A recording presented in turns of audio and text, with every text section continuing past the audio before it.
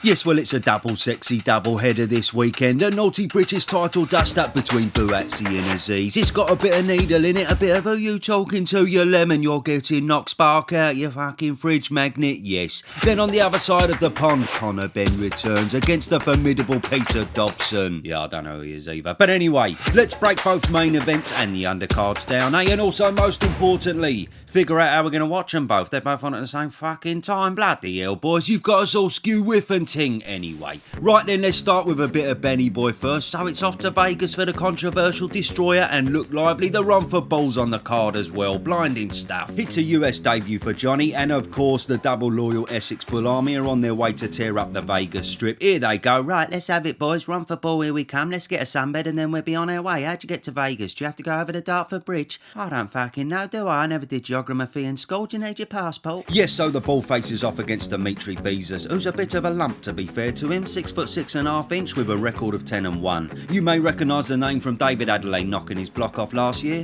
Bloody hell. Now, I'm by no means an expert on how to box, but I do know one thing: it's never a good idea to stand in front of your opponent with your hands down like this. That's rule fucking one, bruv. Anyway, so yes, he tends to be a bit sloppy, old Beezers, but with 5 knockouts, he obviously can cause some problems for the Bull. However, we expect the heavy-hitting Brit to do the business in blinding style, and I'll tell you what, it's a very smart bit of matchmaking this, because if Johnny knocks him out like old David Adelaide did, it creates a nice little narrative for these two to potentially fight in the not too distant future, maybe even on the Matchroom versus Queensberry card in Saudi. Aye, yes, love it. Turkeys bang up for it, bring it on. Now then, we've got a bit of Georgie Liddard on that card, a bit of Austin Williams, but yes, let's talk about the main event then. So Conor made his controversial return back in September and looked half decent, to be fair. He may not have had the power to get a Roscoe out of there, but the speed and the skill was certainly still prominent. So what about this Peter Dobson then, eh? What's the crack with little Petey? Well, he's 16-0 with 9 knockouts on his record and comes along with 2 inches height advantage plus a couple of inches extra reach on Benn for what it's worth.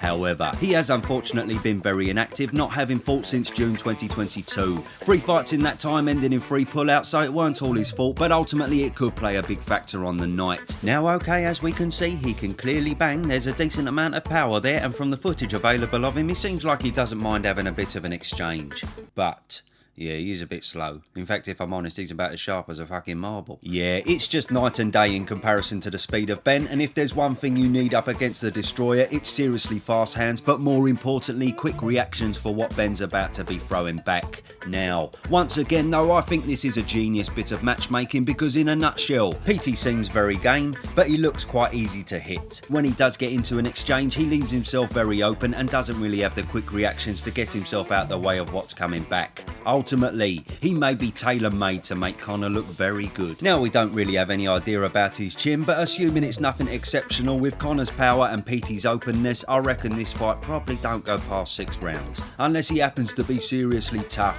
we shall see. But yes, we're very likely to see an explosive knockout here, which sets up a mega fight next with a mega name. Yes, I know there's still unfinished business with the board and fighting in the UK, nobody knows what the fuck's going on, but either way, something big is very likely on the horizon. Rumours of this man, you never know, and there we are. That's the cheeky Matchroom card, bosh. But yes, that unfortunately kicks off in the afternoon in Vegas, colliding with the saucy boxer card back in Blighty. But let's get jiggy with that one now then. Yes, it's Buatsi versus Azeez. So I made a video the other day saying boxer shows have been a little bit flat of late, but credit where credit is due, this is a fantastic fight, a real plum tingler. So before we talk about the main event, we have of course got rising star Adam Azeez on the undercard, along with Ben Whittaker, who received a bit of backlash for dancing around like Billy fucking Elliot last time out against the journeyman. Have a look, here he goes. Bloody hell. In the end, the ref went, give it a rest, you fucking balloonhead, and then he just went, alright, I knocked his spark out, bosh. So yeah, like it or not, the man is entertaining, to be fair. He's getting people talking and he's creating that sort of Mayweather effect. People are going to want to watch him because they either love the showboating and the flashiness, or they'll watch him thinking, I hope this fucking donut gets knocked fucking spark out. Either way, he wins. So yes, he faces off against DJ Khaled Gradier, who interestingly was Dan Azeez's most recent fight back in July last year. A fight that went to points, which may tell a story about Azeez having an off night, or may tell a story that this guy is quite tough.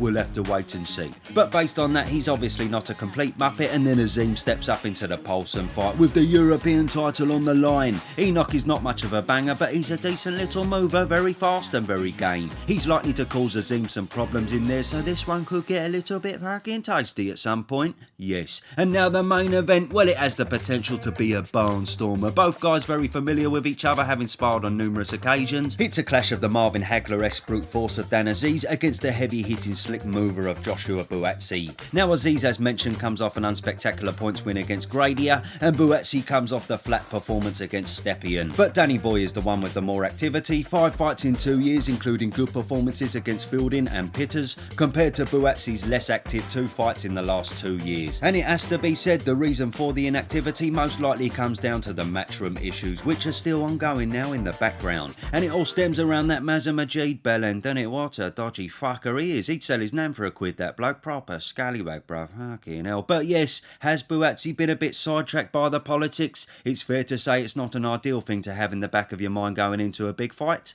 I don't know. Anyway, but then Azeez comes in with not just the activity, but a serious point to prove. He's never had the traction of Buatsi, the Olympic heights, the promotion and all that. He's had to graft it the hard way, and everything has led to this point. He's going to be double confident in his ability, so best believe he's going to be game as a badger. But will it be enough? Now Buatsi is the clear favourite with the bookies, and he does come in with the height advantage along with over 4 inches of extra reach. Ideally, he will want to make full use of that reach to keep the fight at his desired range, allowing himself the opportunity to eventually land that big haymaker. But Azeez will have other ideas. He likes to be coming forward, he likes to be on the inside where he can continue to be relentless. He's not the biggest puncher, but he's well known for grinding his opponents down. How will Buatsi fare if things do get a bit heavy in there? And let's be honest, Buatsi's chin has also never really been properly tested, so there is still that question mark hanging over him. But on the flip side, it's also fair to say Azeez has never come up against a skilled technician and as heavy hitter as Buatsi, which is why this is such a blinding fight. So then, I predict that based on a bit of inactivity, based on the issues outside of the ring and the fact that Azeez usually brings some serious brute force, that this will actually be a very hard night for Buatsi, easily the toughest of his career so far.